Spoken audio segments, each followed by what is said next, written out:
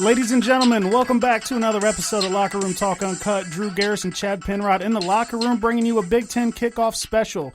We've got former Ohio State Buckeye Terry Garrison in the locker room. Yes, that is my father. Dad, how's it going? Good. Good. Glad to have you in here, man. This man played for Woody Hayes back in the heyday. He was right there next to Woody Hayes on the infamous punch. We're going to get into some stories from the old days, maybe talk about the coming season for the Buckeyes, And first off, shout out to our Pick'em winner for Week 6, actually my girlfriend. She won our $510 pot, so Week 7 is open now. Get your picks in by Thursday. Rigged. It wasn't rigged. I gave her one piece of advice, and it was to pick the fucking Bengals. I was with you, Chad. She said you told her to pick the Browns. Why? I had a feeling the Browns were going to win. So she is going to take me out to a nice dinner and get my nails done. So that was it. We actually hit 500 Facebook likes today. We were pushing that. We've got a contest coming up. I'm going to give you the details here really, really quickly. I'm going to put out a post tomorrow. You're going to share that post, tag 2 of your friends, and then on that post, predict the winner of Sunday's Bengals-Browns game with the total points scored. The closest person that gets the winner correct and the total amount of points without going over will win a $50 gift card to their choice of Frickers or Roosters. So who you got there, Terry? I'm sorry. I got to go with the Bengals. I know I'll lose. Homer. I always pick against them. That's my strategy. Yeah. So let's jump right into the good stuff. Big Ten football kicks off this coming Saturday, and I know you're excited because you don't give a shit about the Bengals. You don't give a shit about the Browns. You are a Buckeye at heart, and it's fun watching games with you. But with the COVID, all this COVID going on, Ryan Day's second year, you're getting a lot of great players back there. I'm real excited to watch Josh Myers, the Berg boy. He's a mauler, man. He's tough. He's tough as nails. He's going to be a top 10 draft pick in my opinion. Probably. So how do you think that they're going to do this year? Well, with Justin, personally, I think Justin's going to win the Heisman. I don't think there's a better quarterback in college football right now. So, I mean, they're going to be undefeated. Yeah, and they'll be. It'll be them in Alabama and then them in Clemson again. Yeah. Clemson, to me, is the team that looks tough right now, in the little bit of football that we've gotten to watch. But one thing that I've noticed, college football just isn't the same without the Buckeyes playing every Saturday, Oh, I know, it sucks. The Big Ten in general. Yeah, And I'll admit, not even watching Michigan lose, that fucking team's a bunch of losers, but – but in all honesty, it's nice to see the Penn States play. It's nice to see the Michigans and Minnesota now. Minnesota last year was great, and that's going to be a good opening test there for Michigan. They have Minnesota, but that has been it's just a fun conference. Yeah, I mean the Big Ten. I mean you can't beat it. No. I mean everybody's big SEC bullshit and all that, but the Big Ten's football. Right. I mean, that's down-home football. It is. It's good stuff. So, Drew, what do you want to ask your dad that you never asked him before? I feel like I probably know almost all of it from over the years, but what I wanted to do is get you in here, and we got a lot of Buckeye fans that listen to us, obviously. We're in the heart of it. So I'm going to let you tell the story from your perspective of how me, your youngest son, became a Michigan fan with you playing for – you're wearing a hat from what year? 1977. He's got a hat on from 1977. We're going to post a picture of it from Woody Hayes himself. This man lives and breathes Ohio State football. How did me, your loving son, become a Michigan fan? Tell it like it is. Well, it was a Ohio State-Michigan game. We're watching the game. You were about 5 years old. And then all of a sudden you did something to piss me off. So I cracked your ass one time. And from that point on, you've been a Michigan fan. And I will say this, though. You are a true fan. You know about everything there is to know about Michigan. So I was innocent that day. You whooped my ass for no reason. That's not true. If that was true, I'd be in jail. Let me say something from a friend of the family for a long time now. But I honestly think that Drew might like the Buckeyes at heart. There's something about you playing there. Now, and I know he likes Michigan, but I think that Drew truly likes to see the Buckeyes do good. I don't know if that's because you're his dad and you've played there. I don't know. Maybe Drew can – he'll probably never admit it, but I think at heart he likes the Buckeyes a little bit. His dad's friends have told me this over the years. They all say at heart you like the Buckeyes. I don't, man. I fucking don't. It's the fans more than anything. It's like you with the Bengals. It's the fans. Not you, Dad, of course, but so many Ohio State fans are just like fucking Pittsburgh fans. They're delusional. Delusional. Listen, at heart, everybody knows you're a Buckeye. Oh, get the You fuck live out. the state. Get out of my house. And the reason you haven't switched back over to a winning team is because your team's a bunch of losers. Why would I switch? Your team is a bunch of losers. Yeah, so if I really liked Ohio State, why wouldn't I just come out of the closet as an Ohio State fan? Because then He's kind of too far into it now. Right. I mean, from 5 years old till now, you've been a Michigan fan, and 23 years. It'd be embarrassing for you. Too many receipts on Facebook. Too many pictures. No, I don't know what it is, man. I just can't fucking stand them.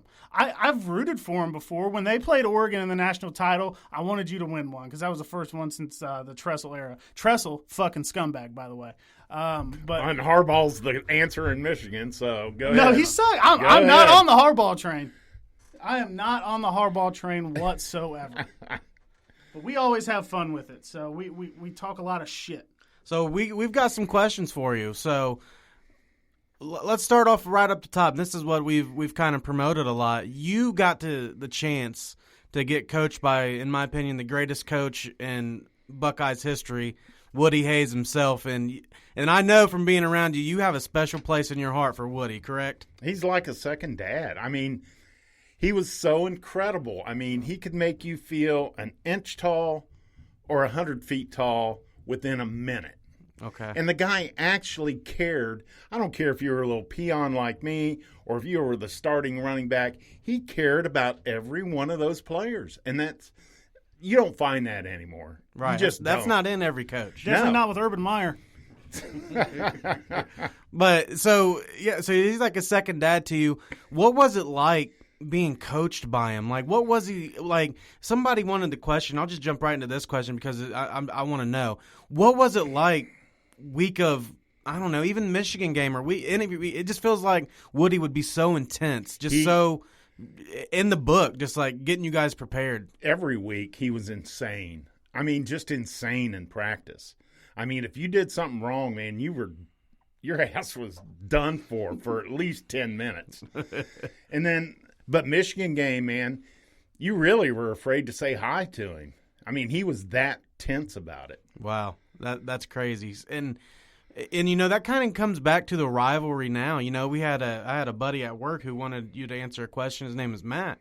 And, you know, to you, that rivalry game is everything.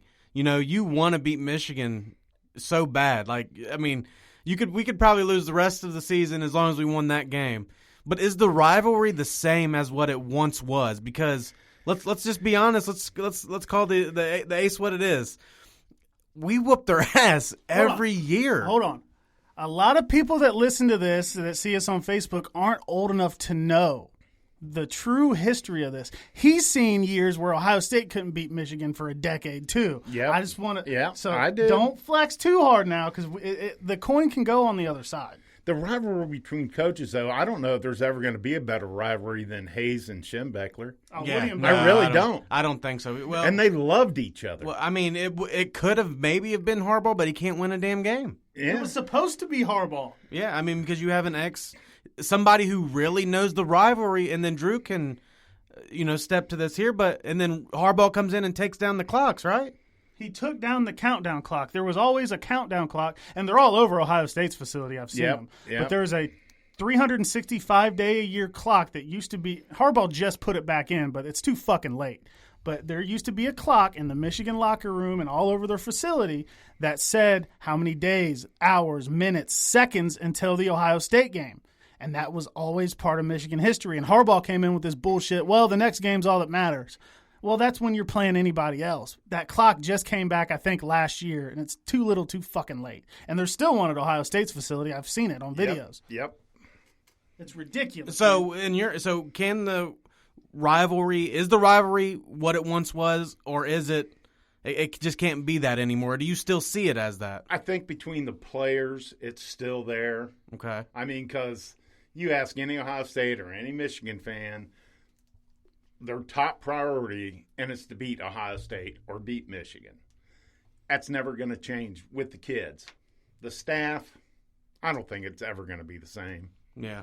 It just, obviously, and like Drew said, you've seen, points where the Buckeyes can't win that game for a long period, and John Cooper. We're going through that now. We're going through that now to where it don't matter who the coach is for Michigan. They just can't beat the Buckeyes. Them, yeah. I wonder if Michigan, the school, is just being surpassed by the Ohio States and the Clemsons and the Alabama's, and they just can't.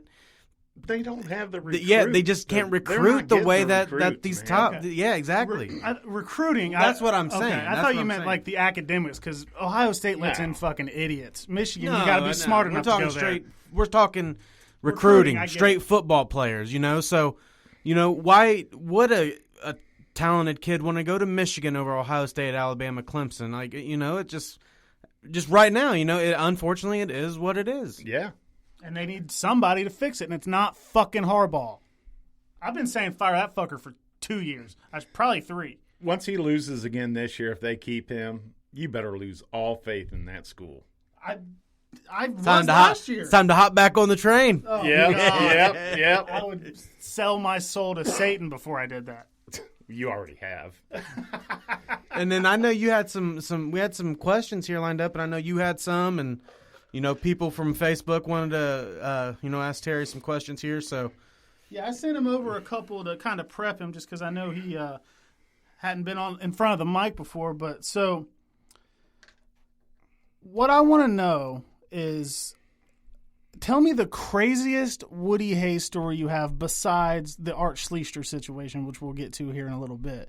Aside from that, what's the craziest shit you ever saw him do or say? Or Well, it was practice. And let me think. Rod Gerald was our quarterback in 1977. Okay. So he screwed up, and Woody goes over and wants to slap him up beside the helmet. The good old days. Yeah, and he just started blocking Woody's hands and laughing. And the next thing you know, Woody is biting his own hand, which he had done before I was there. He had bit his own hand clear through right below the thumb in the thick meat. So they had to take him to the hospital to get sewn up. What? So Woody bit himself? Yeah. He got so pissed. Yeah, he's so pissed at Rod Gerald that he just went ballistic. Some people might call that crazy. I would call that the good old days. Like, I miss that shit. Oh, yeah. I miss that shit. You go up and hit a kid upside the helmet today, and they're going to file a complaint. And God. Fired. You won't leave the field unless it's, in handcuffs. Yeah, that is definitely the good old days. Yeah, I mean, it was crazy. I've never heard that story before, so that wasn't the first time he did it. He did it, I mean, it was before I was there, but he had done it before. Yeah, and you were there, what, 4 years? 2. 2 years. 2 years. So he's probably the craziest person you've ever met. Yeah. But one of the most caring persons I ever met, too. I mean, right. It's just him. Right, and when you say, he could make you feel an inch tall and then make you feel like a giant, a minute later, like that hits home, because that's what a good coach does, in my opinion. Right. Instead absolutely. of this baby bullshit, Yep. You should be slapped down when you make a dumb play, and then you should be brought up when you make a good play. In my opinion. Yeah, I mean, and he could do it. Like I said, he could do it. Yeah, I mean, it seems like it. You used to tell me growing up, you said there's God, there's Jesus, then there's Woody Hayes, right? Is that the order? Yeah. I got another question from Facebook. Aaron Lake said he demands this question be asked, otherwise our podcast is fake news. He said, does he make his traitor son sit at the kids' table on holidays? No, but I'll tell you the story about the Ohio State Michigan game every year, wherever we're at. Yeah, wherever we go, whoever wins, the loser has to wear the other's jersey. So he's probably wondering, Thanksgiving, Christmas, does he have to sit at the loser's table? Yeah, he does. Yeah. We make a special place for him. He can't sit with Buckeyes, No, he's just... no. It's close to the door though, so I can go out and smoke real quick. Believe it or not, a lot of people. That was a lot of the question. Everybody knew. We just told him a former Buckeye was coming on, but I think everybody knew it was going to be you. And the biggest question was, how do you deal with Drew? And he's a good kid at heart. He's just got shitty taste in teams. Yeah, I mean, Hey, I'm a Bengals fan too, so. Well, okay. That's what I'm saying. I make shitty decisions with football teams, clearly. So I want to get into probably the most famous story that we've heard. Pictures of you all over ESPN when they show it, videos. It's hanging up at the wall at Ziggy's and everything. So let's go into the 78 Gator Bowl. Paint me the picture of how you were 3 feet away from maybe one of the most famous moments in Ohio State history. Well, it was going to be the winning drive. It really was. I mean, if we'd have scored, game's over, because there was only a minute and a half, maybe minute 50 seconds left in the game. And I'm just standing there, and Schleister threw that interception to, what was his name, Billy Bowman. Yeah. Bauman. And he just came over, and Woody went into one of his little frenzies and reached up and hit him. I punched him right in the fucking throat. Yeah. And did he say something to Woody? Or No, he just sort of stared at him like, ha-ha, motherfucker. Well, don't do that to him, you know? So Woody punched him, and everybody's standing on the sign like, what the hell just happened? And then everybody starts running out on the field for this big fight, and I'm standing there. I was like, well, shit, I'm going to go out there and get involved in this. Yeah, shit, it's last time I'm going to be around it. Get your moment in. Yeah. So he just hauled off and just fucking socked that dude. Yep. So that happens. You go back to the locker room. Does he go back to the locker room with you, or how's that go? He went off to the side somewhere. I don't know where he went. So what the hell were you guys thinking when you go back to the locker room? You lost the game, obviously. Everybody's pissed about that. You lose the Gator Bowl, but did everybody know, like, oh, shit, that's it? Oh, yeah. Done, everybody. They knew if he didn't win that game, because his record in bowl games hadn't been that great lately. Yeah. So everybody knew if he didn't win that game, he was gone. So he didn't want to coach anywhere else. He's like, fuck it, I'm going out with a bang. Right, exactly. I'm going out in Woody style. So the locker room was very quiet. Everybody got dressed very quick. The flight home was very quiet. Oh, I can imagine. Very quiet. So did he ever say anything after that? Did he ever address the players? He did. He came and apologized to the players, said, I lost it, and there's no excuse for it. I'm done. And now it's a part of history. Yep. That's awesome. It's super cool because, like, I'll see they'll play that on ESPN every now and then. I'm like, oh, shit, there's Dad, 51, like, bottom left-hand side. If you ever watch that, that's him. I'm like, oh, shit, I just think that's cool as fuck. I tell that to people all the time. I have that picture saved on my phone just to show people. And just let me put this out there, too. I was a nobody on the team. I was a walk-on, but it was 2 of the best years of my life. Right. Oh, for sure. I mean, you were a Buckeye, man. That's all that matters. Yeah. I mean, you're sitting here in a hat giving you from Woody. It's dirty as fuck. It's held together with tape. It's never been washed. That came from Woody Hayes. I don't care if you played every snap or no snaps or whatever. That's cool as shit. His DNA's on here somewhere. A lot is. I've had to wear it after losing the bet. But I just want to point out 2011. I do have a picture of him in a Michigan jersey. That's the only one I got. Man, that's been a while. He's talking about 2011. He sounds like a Steelers fan over here. we went to Ann Arbor together with my brother Mike, your other son, for the 2013 game. It was a crazy shootout. There was a fight in a mall parking lot. You got a couple scrapes on your face, but it was all right. We made it out of there. That's right. So we have a lot of fun with it, and it's just, I don't know, it's cool to just watch all that stuff and be like, oh, cool. So, like, my family's directly in that history, even though it's for the history of, the most insufferable fan base in the entire planet. Then we were at the motel up there. We met that Bell that was the running back for Michigan back in 74, 75. Played against you in high school. Yeah. I can't remember his played first at name. Troy. Yeah, he played His at last Troy. name was Bell. Yeah. But we got talking to him at the bar. Then he invited us over to his tent the following day for the cookout before the game and stuff, and it was cool as shit. It really was. It was crazy that we ran into him in a hotel bar, and he remembered playing against you in high school. That was nuts. Yeah. So did you get wasted in Michigan? Well, hell yeah, the night before. The night before was rough. That sounds amazing, and that sounds like what you would do. And There's I would still expect probably nothing blood else. stains up there somewhere. The fucking hotel wall. Yeah, towels. yeah. He said I jumped up in the middle of the night screaming because I had cramps in my legs. I don't even remember that. It was wild. It was fun. So week 1 this Saturday at noon, right? Yeah, our game's at noon. Yep. Michigan's plays at 7:30. Ohio State, Nebraska. I expect It's going to be a blowout. 60-point win. Yeah. I think that Ohio State is the team everyone is watching this year. Just the fight to overcome this stupid ass season of COVID, and all the Buckeyes taking to Twitter, especially Fields. Yep. And I just think he's just going to come out and just tear the roof off that fucking place. And He will. He will. Is it at home? Yeah. Yeah, I don't think it's going to be close. Now, I did see a thing that the Big Ten's not letting in anybody except parents, so no fans or nothing like that. There's no fans, I don't think. Right. Well, players' families and coaches' families is it. But I still expect a huge win. Yeah. Now, the next game, and the only other game this season's got to watch is Penn State. Yeah. The following week. Yep.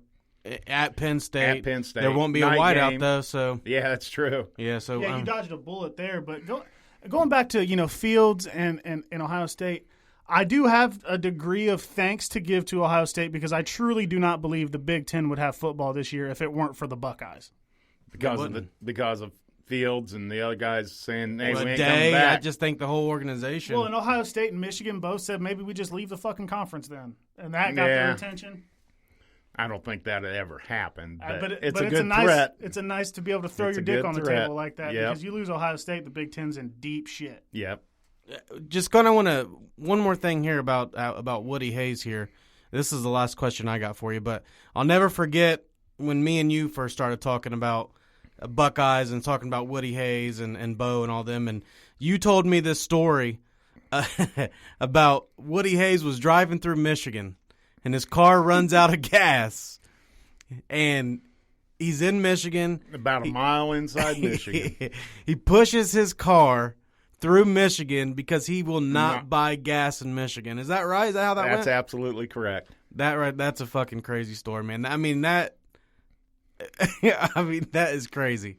And the other one, when they were beating Michigan like 40-7, 40-14, whatever it was, they score, and he goes for 2. And they ask, well, why'd you go for 2? He said, because they wouldn't let me go for 3.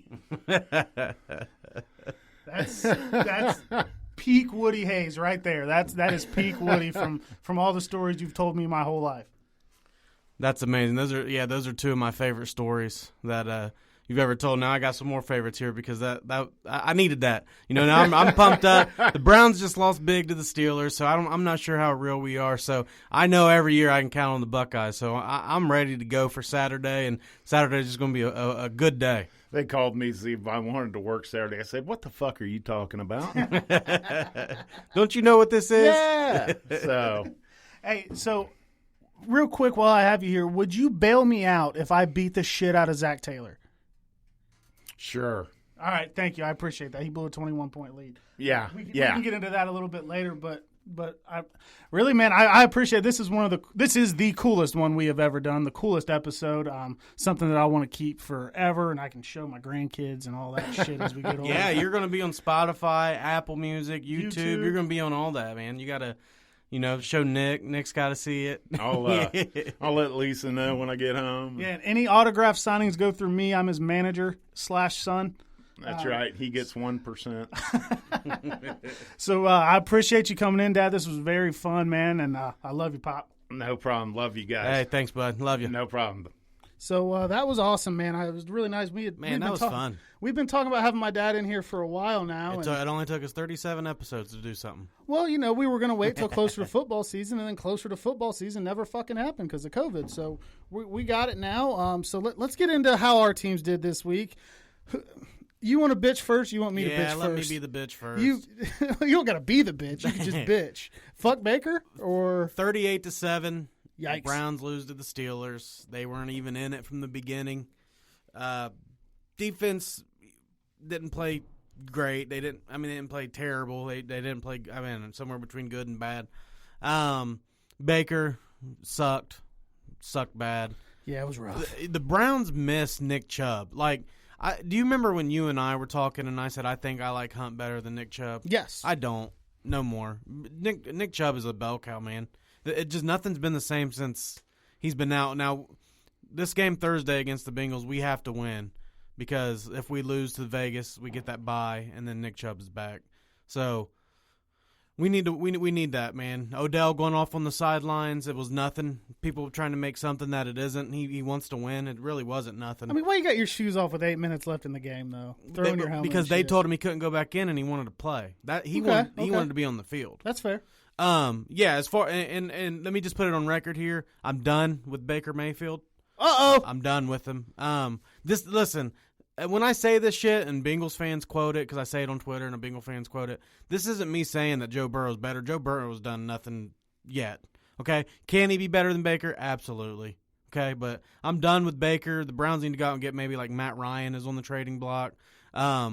Baker's just average. He's Andy Dalton. Say it. That's what I was going to say. It. And listen, I can't sit here. I can't sit here and for years and badmouth Andy Dalton and talk about how the Browns need to move on, or I'm sorry, the Bengals need to move on from Andy Dalton because he's just not good enough. And he's never going to be good enough. And I did that for years. And at least he was going to the playoffs, but he just couldn't get over the primetime games, and he couldn't get over the big games. And that's where we're at with Baker Mayfield. Yes, he beat the Colts. Yes, he had a great first half, but he went back to old Baker in the second half. It's just he's not seeing the field. I don't know if he's too short. I don't know if Freddie Kitchens ruined him. I don't know what it is because he's just average right now. He's just average, and you're never going to win with an average quarterback. We've seen that with Garoppolo last year. He will be the reason we lose instead of being the reason we win. The Browns are going to make the playoffs. There's 6 more wins on there. Jets, Giants, Bengals, Jaguars. We're coming for your ass Sunday. You know what I'm saying? There's 10 or 11 wins that the Browns are going to get, and they're going to get into the playoffs as a late seed, but then the first round they're going to get waxed by a second or 2 or 3 seed is exactly what's going to happen. So, it'll be cool to watch them make the playoffs. Hopefully it gets that far because I think either Baker or Keenum can beat these bad teams. They got the easiest schedule in the NFL right now, so they're going for 10 or 11. But I'm just done with Baker, man. I'm done. I mean, yeah, obviously, even if you don't have faith in Baker to win the game, you want your team to play the playoff game, whether or not you think they're going to win or not. But I haven't been a big Baker hater. No, you haven't. But. You actually liked Baker. Yeah, I liked him a lot after his first year too. I liked his attitude, his demeanor. I think the cocky thing's kind of cool, but it's like, okay, when we said in here, he just shut up this offseason. He just worked. You didn't see the commercials. You didn't see this. Well, now I saw a thing on Facebook. It said Baker Mayfield on Sunday, touchdown passes 1, commercials 12, because he is still all over commercials. He was just quiet about it. But get those from being so good as rookie season. Dude, after his rookie season, I'm like, thank God we finally found a quarterback after so long. Oh, yeah, for sure. Where is that guy? That just goes to show you, though, this is what, and this isn't me taking a swing at the Bengals because I can right here. This is it, man. One season can ruin these quarterbacks when they get knocked around like that. He didn't have a left tackle last season, and now his feet, he panics so much in the pocket. It's just like, I wish he would just stay in there and just be like he was his rookie season. Yeah, I mean, and we've been talking about this a lot the past couple of days, me, you, and Austin, and I'm with you. The Browns need – and they're in that position where they're going to make the playoffs. They're not going to be in draft position to draft a quarterback if they don't think Baker's the guy. They have this offseason to decide if they give Baker his 5th-year option or not. Mm-hmm. But he's going to – that's what Dalton like you said, what if they make the playoffs? Then he's almost got him by the nuts. By the balls, yeah. And then what happens, it's like the Dalton effect. Not good enough to get you over the hump, but not so bad that you have to move on. He's just good enough to keep you out of draft position to get a guy. There's never hardly any – By the way, he looked fucking terrible last night. Oh, Dalton? Yeah. A primetime Dalton is what I called it. Yeah. It's a tough situation, but the Bengals took theirs for 9 years. Do the Browns nip it in the bud after 4 or 5, or do they try to make it work? I guess the advantage that the Browns have that the Bengals didn't, the current front office didn't draft Baker. That was John Dorsey, right? Right, absolutely. And Dorsey's gone, so you have that to your advantage. Like, is this Stefanski's guy? Is this Andrew Berry's guy? Right. You know, so that was that's John different. Dorsey's guy. If Dorsey was still there, he might try to force the issue to force his pick to be right because GMs don't like being wrong. Right. So you have that going for you. Now, let me just say this, too. I'm sitting here and I'm bad-mouthing the shit out of Baker because he's just average. He came into that Steelers game, top 10 in QBR. You know, he had like fucking 8 touchdowns to 2 or 3 interceptions. Like, he does that against bad teams, though. What about the Colts? I think the Colts are not as good as we thought they were. 4-2, man. They beat the Bears. They've beaten some Bears are 5-1. The Colts are going to be in the playoff run. The defense is legit, especially when they missed Darius Leonard. But. Yeah, oh, absolutely. It's going to be what can Phillip Rivers do for you? You know, judging by Sunday. Let's get to that. The Bengals up 21-0. What is that after the first quarter? They don't come back, and the Colts come back and lose that game. Damn it. What do you got to say? 14 minutes and 56 seconds remaining in the second quarter. So they had played 15 minutes, 4 seconds of football. The Bengals kicked an extra point and went up 21-0. said, oh, shit. You told me. You said, hey, I got a feeling the Bengals win today. I said they got a chance. I kind of do. I get it. So I'm like, oh, shit. Who fucking died and replaced Zach Taylor? Where the play calls were good. The running game was setting up the pass. Burrow was looking sharp. Burrow hits a deep ball to T. Higgins deep down the sideline. The longest play for the Bengals in 3 years, I found out. I don't remember the exact yardage. It was a beautiful ball. It was a beautiful ball. And things are fucking clicking. We're over at your house. We're having a good time. Well, I'm having a good time. You're having a good time. You're not having a good time. And then from that moment on, they played like a prevent defense, essentially. Yep. So they really went to just the first wave played about 5 to 6 yards off the line. They left about an 8-yard gap, and then you had your safeties and shit deep.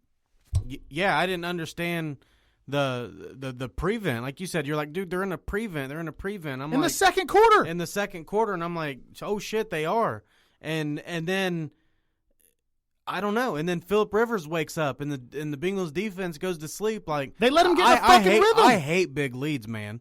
I fucking hate big leads. It kind of sucks. It does. As weird as that may sound, it sucks. Yeah, but then and then Phillip Rivers, who hasn't diced up anyone all season, starts to just dicing the Bengals up. They let him get into a rhythm because they gave him soft zone. Yeah, he gave him his underneath stuff. He gave him his passes to his running back, to his tight end. So, like you said, he was able to get in a rhythm. And now you have old Phillip Rivers because, well, he's got his rhythm. And they just let him fucking do it. I don't understand what the fuck they were thinking. I want to fuck Zach Taylor up. I got bored. I made a picture of me like a UFC promotion fighting Zach Taylor. You've been Saturday. on one, man. You've been going on. God damn it. I've been bored, man. I'm finding out all this cool shit I can do on my phone. I'm like, fuck it.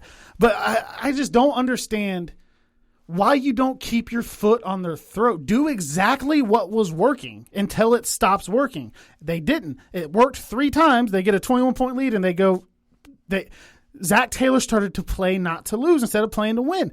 Keep your foot on the fucking throat. Yeah, you can never get conservative in the NFL. Get 28 before half. Right. Score 28. They'll get more. I think they scored once. So, okay, go into half 28-7. Fine. But no, they just sat there and let them do whatever they wanted. And I read an article today that Lou Anarumo, the Bengals defensive coordinator, calls the defensive plays on first and second down.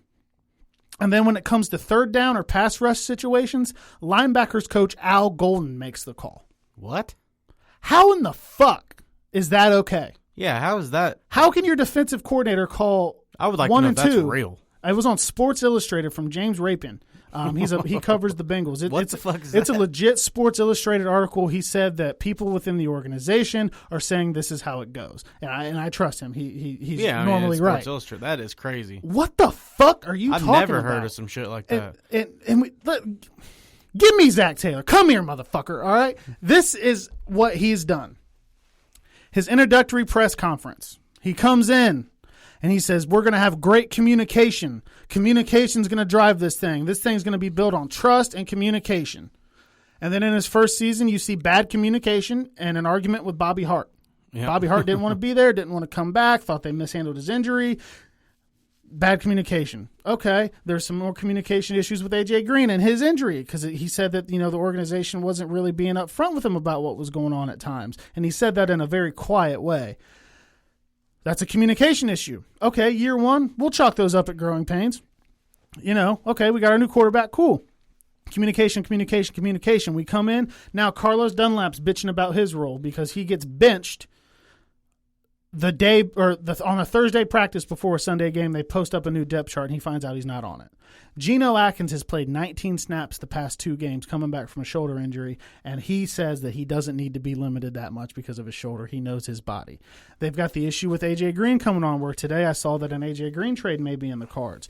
They've got this issue with John Ross wanting to be out, and I don't care if John Ross wants to go. So he can go pretty on his much merry Zach fucking way. Taylor's kind of losing the team. Yes, there's the communication, and I remember his introductory press conference. He said communication. Sean Williams and Darius Phillips, 2 starters on defense, on Twitter bitching about how they're being used. There's clearly communication issues with this guy that has sold everybody on his communication. He's a great salesman. He is. He's phenomenal. He talks very well. Talks a big game. But the fucking jig is up, dude. The jig is fucking up. He is 1-12-1 now in one-score games, I think. Yeah. That's not a fucking accident. And he blew a 21-point fucking lead. Like that just against a bad offensive team that came back and won, by the way. Yeah, absolutely. Their offense isn't really good. Phillip Rivers looked like dog shit for that first quarter. Yeah. They were getting after him, making him move, and they just stopped. They stopped pass rush. And then to end the game, I forget, what'd you guys lose by? 7? 6, 7, something like that. Joe Burrow gets the ball in his hand, game-winning drive. And I want your take on this. He steps up into a clean pocket. He had a clean pocket a lot of that game. Yeah. He steps up into a clean pocket and throws an interception on the game-winning drive. Your thoughts? That was terrible. Bad throw. It was a terrible throw. He didn't see the safety. He thought he had Boyd wide open, I think, for 6. And I'm going to chalk it up to the Colts wear blue uniforms. Their end zones are blue. I think he just blended in with the end zone. Bro didn't see him. No, I'm just fucking around. It was a bad throw. I mean, there's no writing it off. But he shouldn't have been in that position. No, he shouldn't have had to make that throw. Now, the throw's on him. Don't get me wrong. But if that game was well coached or decently coached, they probably don't have to throw that last pass. And obviously he's going to get a lot of the criticism because a lot of people get mad at Bengals fans and how they talk about him and all that shit. And I did a little Facebook Live bitching about him on the drive home from your house, just playing around. And Tyler Barnhart got on there and he said, oh, yeah, it's Zach Taylor's fault Burrow threw a pick. Well, it's not.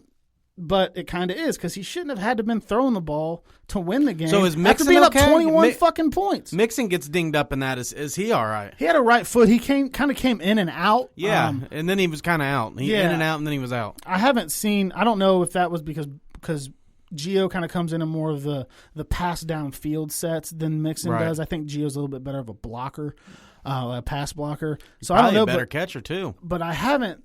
Yeah, I mean, Mixon can catch, but Gio's a little bit better. I haven't seen anything that says that anybody should be concerned about the injury report for the though. Browns-Bengals first one will come out tomorrow. Right. We know the Bengals are going to be without DJ Reader and Sam Hubbard, correct? I know Hubbard was for sure out this week. I don't know if he's – I think Taylor said he expects him to miss a couple of weeks. Yeah. And on to the point of all the AJ maybe being traded, John Ross maybe being traded, everybody bitching about it. I'm glad. This locker room mutiny that we have going on, I'm glad because – That's how you get rid of Zach Taylor. Even the most clueless front office can't ignore that. Right. Even the Bengals. Well, when you say he lost the locker room, how do you come back from that? You get rid of all those guys? I don't think so. Exactly. I mean, look what happened at that Bengals game. One of the Bengals' 2 wins last year was the last game of the year against the Browns. Those players came out and they quit on Freddie Kitchens. Oh, absolutely. They laid down. Yeah, they absolutely did. So I mean, a good coach is big in the NFL. I know that I had said on here before. What do you really gain by firing him in the season and having somebody else come up and do it? Who's going to do it better? I don't know. I think it should just be somebody. Look what happened when the Falcons fired Dan Quinn. Yeah, I just think it should be somebody. Yeah, it don't matter. I mean, it's just kind of like how the Browns did with Greg Williams. All right, you're going to take over the rest of the year. Like, yeah, and whatever. I don't give a shit. Who cares? You guys, at this point, you want to lose anyway. Get that higher draft pick. Go get the fucking tackle out of Oregon. Penny Sewell. I hope so. But yeah, I mean. I know when they were looking for a head coach, Darren Simmons, the special teams coordinator, was a highly respected guy. His name came up. Let him do it. I don't give a fuck. Who gives a fuck at this Fire point? Jim Turner, too. He's a fucking idiot. And that's another thing. Zach Taylor came in and hired his buddy to be the offensive line coach. And I actually retweeted this on Twitter. They were comparing how the Browns line has gotten better over the last couple of years from, not too long ago that they didn't have a very good line at all. Yeah. Now they got a top 10 line. They were struggling with their line. And the tweet was actually pretty damn spot on when you really get to thinking about it, because it said, remember when the Browns' offensive line wasn't good? You want to know what helped make it good? Their coach didn't hire his buddy Jim Turner. He actually hired a good offensive line coach in Bill Callahan, one of the best in the NFL. The best in the NFL. That's exactly part of the problem. Yeah. Zach Taylor hired his buddy. Frank Pollock was the Bengals O-line coach who was doing an all right job. It wasn't great. I will say this, though. Against the Jags and – well, it wasn't good against the Ravens, but this week the O-line didn't play bad. No, and they play good against teams that have no pass rush, because I don't think the Colts have that great of a pass rush. They just Buckner's all right. Overall defense, yeah. But I think they just play overall we'll more see defense. We'll see how well they are. Myles Garrett's back in town. We'll see if they're double, triple teaming him again on Sunday. Jesus Christ, I don't even want to think. Well, about let's talk about a team that's winning a little bit here. Weirdly, we're all in this group text. We're all talking, and we all get the same message at the same time. The 3-3 Miami Dolphins, who is lighting it up right now with Fitzmagic, and he just beat the Jets. He beat the Jets, but who did he beat the week before that? It was the 49ers, a good defense. Yeah. So Ryan Fitzpatrick's lighting them up. We get this breaking news alert that because the Dolphins are on a bye and they are going with Tua. They are making the switch at quarterback at 3-3, second in the AFC East, and are making the change over to Tua. I don't agree with it, but I've been on record of saying I don't agree with it, but I get it. I think Tua is going to suck. But you're 3-3, you're in second place in your division, you're contending for a playoff spot. I don't know if you change your quarterback, but what that tells me is their plan was Tua starts after the bye from the start. No matter what. And if that was the plan, props to them. And because I love Brian Flores. I like Flores amazing too. Coach. So if his plan is, if he comes out and says the plan was to let Tua do whatever, it didn't matter how bad Ryan was, it didn't matter how good he was after the bye, the plan was to go with Tua. Then I'll be like, I will respect that. Yeah. I mean, I get it. But what if he goes in there and he shits the bed? No, listen, Fitzpatrick isn't the future. He deserves more respect, though. He's a great fucking teammate. He's a great teammate. He's a great coach. He's great for a young quarterback. And I agree that he deserves more respect, but maybe he even knew going in. Because look how he acted when Tua went in at the end of that game. Yeah, that's very true. I mean, he's throwing his hands up, getting it hyped up. Maybe he knew. Maybe he is that Josh McCown bridge quarterback that everyone likes. And you think Tua is going to suck. I think Tua is going to be good. I don't know how great it'll be. I just don't agree with it at the time, just because the Dolphins are in a groove right now, man, and they are playing some fucking great football. But what is it? December 6th, Burrow versus Tua. I think December 6th we get Burrow versus Tua, and then December 12th we get Dalton versus Burrow. So it's going to be that's going to be a December for you. And coming out of nowhere is Justin Herbert. I think Tua is going to be worse than Burrow and Herbert. You think Tua is the bot? Yeah, you've never really liked Tua. Yeah, I small lefty, bunch of injuries, bad knees, bad hip. I don't know. I don't like it. Keep it on the football front here. Do not forget the pick'em. Victoria won. Victoria, Drew's girlfriend. You rigged motherfucker. I'm just playing. There's no way of rigging this, guys. You can look at all that. You guys can watch the standings and see what's going on. $510, man. So that pick'em was the record, 510. We hope and look to break it this week. We've just got our 500th follower on Facebook.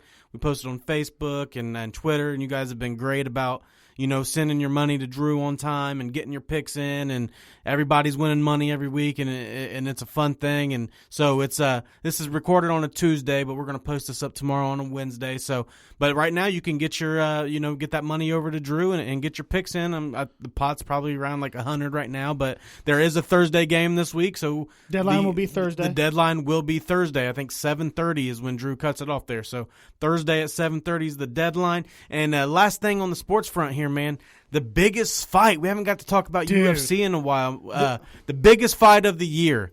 Justin Gaethje and Khabib, bro. Dude, that's going to be fucking great. And it's like 2 o'clock on a Saturday. It's like 2 o'clock in the afternoon. That's the part I hate. We got some shit to do on Saturday night. And we were hoping to watch the fight and have some adult beverages that night. I don't care, man. I'm going to watch it. It's going to that main card, that main fight's going to be about 4:30, 5 o'clock.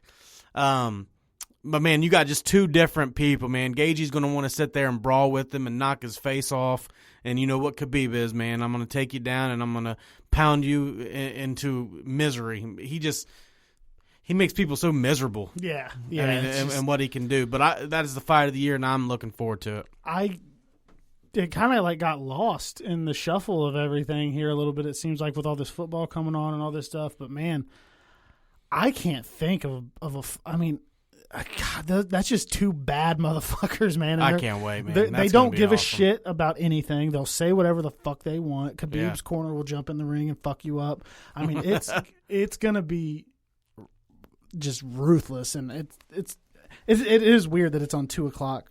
Yeah. So we'll get back to that, and we'll hit on the end of that fight, next week. But I think that's it, man. Like I said, don't forget the pick'em. Hey, did you mention how to win the $50 gift certificate to either Roosters or Frickers? I did at the beginning, but what I'm going to do is tomorrow we're going to release this episode. And if you listen to the episode, you'll already know how to win. But at some point tomorrow, I'm going to post up a picture of how to win. It's going to have all the steps that you need to take to win, but it's going to be share the post, tag 2 of your friends, and then tell us the winner of the Bengals-Browns game on Sunday and the total points scored without going over. So if you say Browns are going to win, total points is going to be 50, and you said Browns total points is 50, you're going to win. If there is a tie, maybe we'll split it up. I don't know, but it's going to be guessing the winner correctly and telling me the number of points scored without going over. And you have to comment on the original post because you're going to share it. I'm going to share it. Other people might share it. We need the comment on the original locker photo. Room talk on the locker room talk post. That'll be the first post, and that's where you want to comment. And if I share it and you comment on there, you will not win. It's too hard to try to track all these comments on all these shares, so it's got to be on the original post so I can get on that post and see everybody's there. We'll close it at 12:30 on Sunday.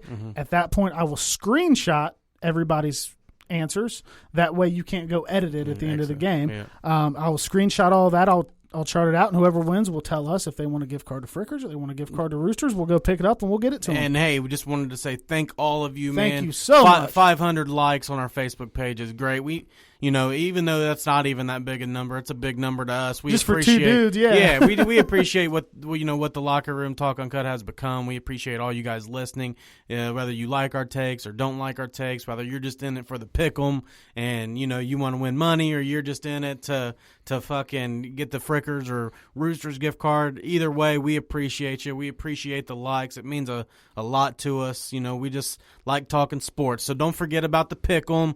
Don't forget to lock in your picks for that Browns and Bengals game to get your $50 gift certificate to either Roosters or Frickers.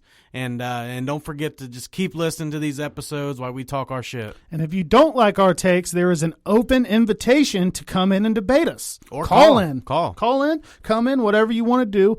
Like I said, man, we're for the people, by the people. So we're going to give back for the 500 like milestone. We're going to give back to one of our lucky listeners and or fans, however you would call it. So stay tuned for that. We got a lot of cool stuff coming up.